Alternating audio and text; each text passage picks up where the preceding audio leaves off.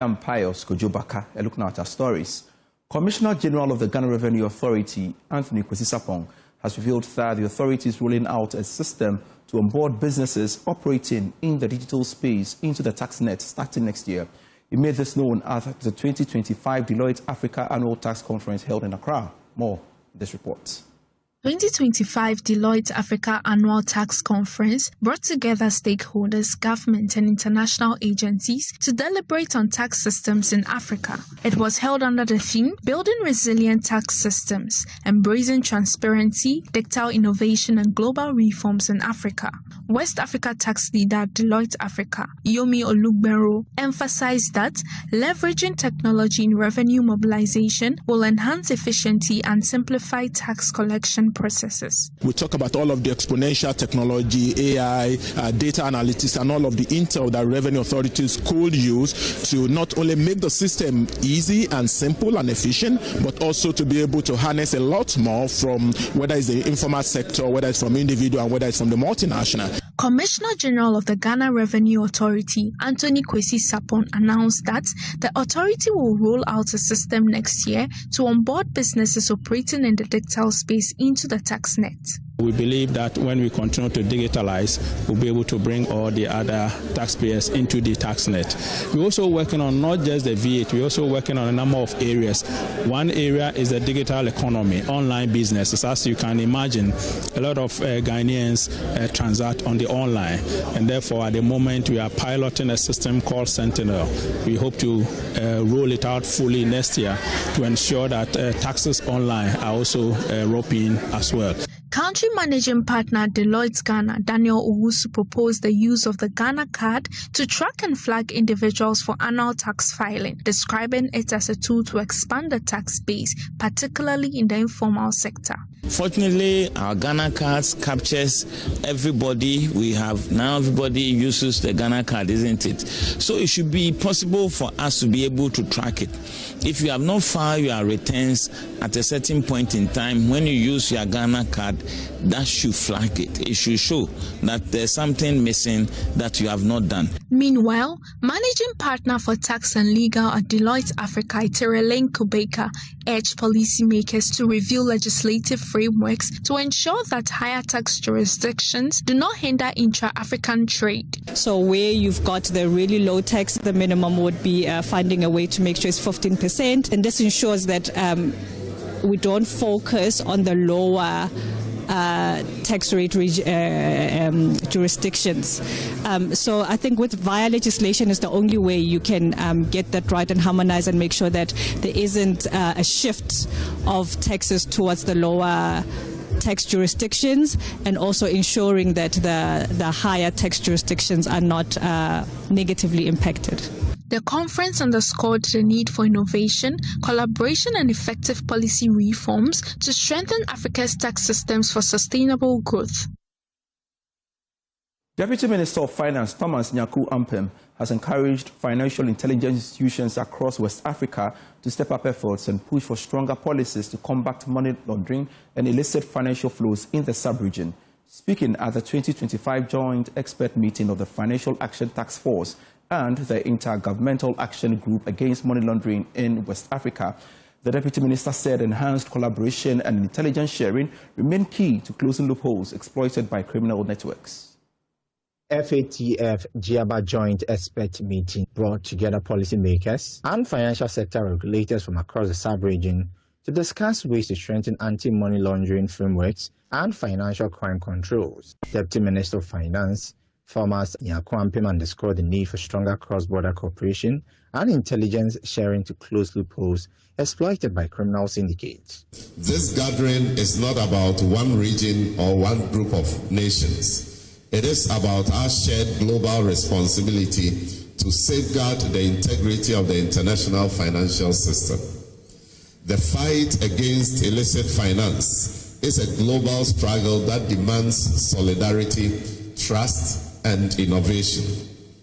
So this week, let us be inspired to confront the challenge with the urgency it deserves. Let us ensure that every reform, every policy, and every institution we build is guided by a core principle that money for the people must serve the people. Director General of GIABA, Edwin Harris Jr., called for collaboration to combat money laundering. So I cannot state here and be absolute to say that we are winning the fight against money laundering or terrorist financing. But what I can say, effort is being made on a daily basis within GIABA, within the global network. There are efforts being made daily in the fight against money laundering and terrorist financing. And one of those efforts being made is why we are gathered here today. Okay, the GEM is another platform, okay, in effort against the fight against money laundering and terrorist financing. But to be absolute and say that we are winning or we have won the fight against money laundering and terrorist financing, nobody can say that. The meeting concluded with a renewed commitment to strengthen regional cooperation and align anti-money laundering frameworks with global standards. The Bank of Ghana has opened the door for all unlicensed mobile applications and digital credit providers to regularize their status. This was after it emerged that a lot of players in the industry are not licensed by the regulator. More in this report. The 2025 Deloitte Africa Annual Tax Conference brought together systems in Africa. It was held under the Bank of Ghana in the notice announced that based on these developments, it has commenced accepting applications from entities seeking to operate as digital credit service providers in the country. This will particularly target entities and institutions that want to operate in this space. The Bank of Ghana in the notice stated that all existing mobile loan applications and digital credit service providers currently operating without license will have to regularize their operations with the Bank of Ghana.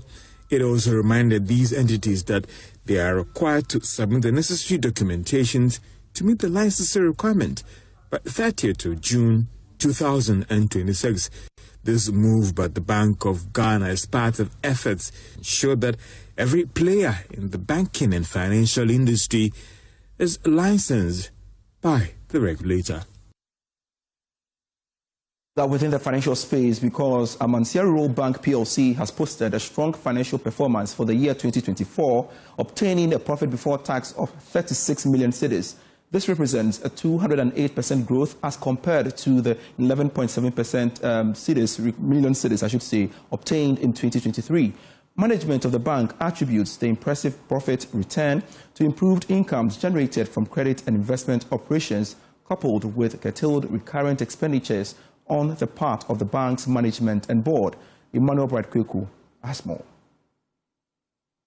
The total assets of Amansia Rural Bank grew by 98.92%, increasing from over 382.9 million cedis in 2023 to 761.7 million cedis in 2024.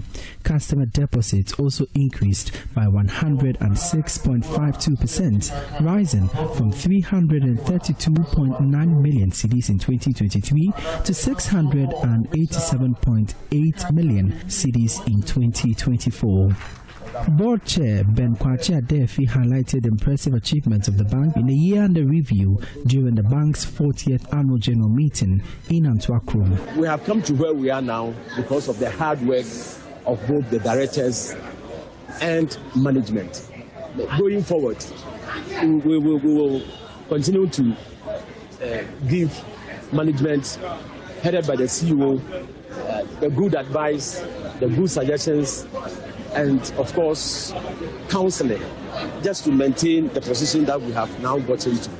And I think a year this time, we will be able to assess the bank much more better even than what we have done this year. The Amansia Rural Bank has also obtained a prior approval from the Bank of Ghana to pay dividends to shareholders for the financial year for 2 consecutive years. The bank will make payments of a total dividend of 3.37 million cedis, representing 75 pesos dividend per share, with a total qualifying shares of 45 million. The bank says it remains committed to improving the social and economic standards of businesses in its operational areas.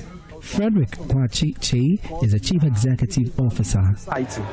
This has led to the construction of a community center at Antwerp. We have renovated SDA school, 6-unit classroom block, and also helped pensioners to also renovate their building, and they came to even give testimony this afternoon. We are also doing a lot, including our renovation works at Mansomai Senior High School, where we had taken, the bank has taken to renovate the science lab of the school. There are a lot of developmental projects, including construction of police densities within the catchment areas, helping to eradicate crime, so that we are partnering with the police to do this, so that economic activities within the catchment areas will thrive. For Joy News, my name is Emmanuel Bright Quickum. Away from finance stories, the second quarter consumer survey by Maverick Research has indicated that 90% of Ghanaian consumers expect prices of foreign goods to decline in line with a stronger cedi. This is compared to just 78% who expect similar reductions for locally produced goods. More in this report. The report also revealed that the rise in prices prompted 73% of consumers to switch to more affordable alternatives, while 68% said price relief will be an incentive to switch to their preferred brand. The report showed majority, that is 88%, would reconsider brand choices, but only at the right price. Importantly, the Maverick Research retail audit and shopper pulse data uncovered a powerful consumer shift in Ghana, one that continues to redefine strategy across a fast-moving consumer goods sector. Maverick Research advised its clients that Ghanaian consumers are seeking relief at the shelf and will reward manufacturers who offer it. It explained that the relief meant deliberate pricing and not about cheapness. It added that it is about empathy and means a brand standing beside its consumers in tough times and demonstrating understanding through action. Back. Hello, welcome back to Business Live. The Soya Value Chain Association of Ghana is appealing to government to lift the existing ban on the exportation of soybeans, which continues to threaten the livelihoods of thousands of farmers, aggregators and processors across the country. According to the soya farmers, the ban has impacted negatively on the earnings of farmers. More in this report. Chain Association says the export ban, first instituted in December 2024, has caused severe market distortions, with prices experiencing devaluation. The prices have plummeted from 1,200 Ghana cedis per 100 kilogram bag in October 2023 to 500 Ghana cedis per 100 kilogram bag in October 2025, with the potential for further decline as the 2025 harvest season progresses. The sharp price drop has reduced farmers' incomes, discouraging production and threatening the sustainability of soybean farming across the 5 northern regions of Ghana. While local processors initially supported export restrictions, many now face declining demand for processed soy meal due to cheap imports from the United States and direct bean imports by large foreign-owned processing companies. These factors have undermined local value addition, creating an uneven playing field for Ghanaian agribusinesses. The association strongly believes that the continued ban on soy exports has outlived its purpose and is now counterproductive, hence must be reversed. From one cash crop to the other, project manager of the Netherlands Development Organization NSNV, Clement Yakubu, has disclosed that they are targeting 20,000 metric tons of white sorghum this year for industrial purposes through production and supply. Speaking at Tumu during a tour of some farms under the Sustainable Sorghum Sourcing Project, which they are partnering with the Savannah Research Institute from funding from Guinness Ghana Castle Group, Mr. Yakubu stated that it will go a long way to improve the economies of smallholder farmers. Rafik Salam reports. The Ghana Digital and Innovation Week celebration is a national initiative implemented by a consortium of partners, including the National Entrepreneurship and Innovation Program, the Impact Investing Ghana, and the Ghana Hub Network, with funding and technical support from GIZ. It brought together innovators, development partners, entrepreneurs, policymakers to explore how emerging technologies are driving Ghana's digital technologies and fostering inclusive growth. Referencing the theme of the event, Catalyzing for Change, Emerging Technologies at the Forefront of Innovation and Digital Transformation, Chief Executive Officer of Noni Hub, Sumela Chakura, whose outfit hosted the event, noted that it speaks directly to their shared vision to harness technology and empower individuals and institutions to use digital tools for national development, particularly the Upper West region, where innovation and technologies are opening new doors for young people and marginalized communities. Our mission has always been to build a very thriving innovation ecosystem, one that connects creativity, entrepreneurship, and technology to real social and economic impacts. Through our partnerships with GIZ, NEIP, UNDP, we continue to deliver programs that empower young people, women, and persons with disabilities with digital and entrepreneurial skills. Today, as you are here, you are going to meet innovations that can shape industries. You will meet entrepreneurs who are creating jobs and building sustainable futures, and you will find opportunities to network, collaborate, and invest in incredible ideas emerging from this region. Our President Minister Lawyer Charles Bongo Pozuna stated that the future of the country's economy depends on how well young people are equipped with digital skills, innovative thinking, and entrepreneurial courage, which he will want the organizers to focus on. The future of our economy depends on how well we equip our young people with digital skills, innovative thinking, and entrepreneurial courage.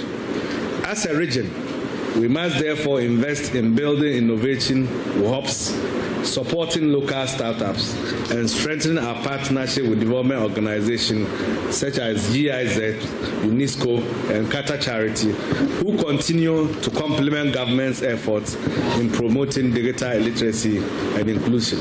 Lawyer Charles Longo Pozun, however, urged them not to overlook the growing menace of substance abuse, which is said is a threat to the development of the youth in the region. As we pursue this transformative path, we must not overlook one critical obstacle threatening the potential of our youth, the growing menace of substance abuse. In recent months, the Upper West region has recorded a disturbing rise in cases of drug and substance abuse, particularly among young people. This trend undermines not only their health and well-being, but also their capacity to contribute meaningfully to national development. Technical advisor at GIZ, Richard Bachena, spoke of some of the projects being implemented by the GIZ in the country. The event gave some young innovators in the region the opportunity to showcase their innovations, which will enable them not to get only attention, but may get the needed support as well. Reporting for Dway News, Rafik Salam. Wow. On to some other stories. Civil Properties, in collaboration with the Civil Initiative, has rounded off its Pink October campaign in grand style, focusing on education, sensitization, and free screening. More in this report for you. The Savo Initiative devoted October to solidarity, public education, and community outreach in the fight against breast cancer. Teams visited hospitals, markets, and public spaces to raise awareness about early detection and the importance of regular checks. Operations Director for Savo Properties and Savo Initiative, Sonia Mendy, reaffirmed the organization's commitment to creating social impact beyond its core business. We do real estate, but we don't do just one thing. We don't just rent or sell. We also design, we also build, we also help people to conceptualize the idea or something like that. And we actually just launched a new service named Expat Ease. This one is especially for the expatriate people who come in Ghana and need help for installation and everything. So we have different kind of apartment, townhouse, villa, penthouse, and we can do everything. Savo Properties, we support financially Savo Initiative and also material and also physically with volunteer and everybody to join this cause of Pink October for this month. So it's very important for us to work together and try to do the best for this close-up event and action during all this month. Operations Manager at Savo Initiative, Peotani Dasu, highlighted the range of outreach activities carried out during the month and encouraged continued community participation in screening programs. We started with an awareness campaign on social media. We decided that we were going to go to the markets first, because what better way to reach the people, and we went to the markets, we spoke to the women, we educated them about breast cancer, we went to the mountains, we took a walk, we spoke to people about breast cancer, also inviting them for today's event. And then also wanted to make things extra special. I wanted to concentrate on women who have gone through the mastectomy process, women who have fought breast cancer, and women who are surviving breast cancer currently. A breast cancer survivor, Anita, urged women to remain vigilant and to prioritize their breast health, stressing that early detection saves lives. Any woman is at risk having the breast cancer, because my mother, my grandmother, none of my family had breast cancer. I'm the only person. So any woman at all can be contacted with breast cancer.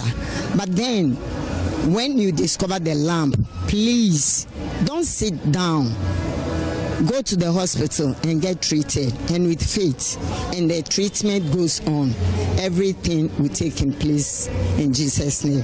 SAVO's month-long initiative not only raised awareness, but also strengthened calls for early detection and collective support in the fight against breast cancer. Thanks so much for being part of Business Life. I am Pius Kojobaka. Let's connect at 8 p.m. with Prime Business. For more stories, do log on to myjoyonline.com/business. Great seeing you.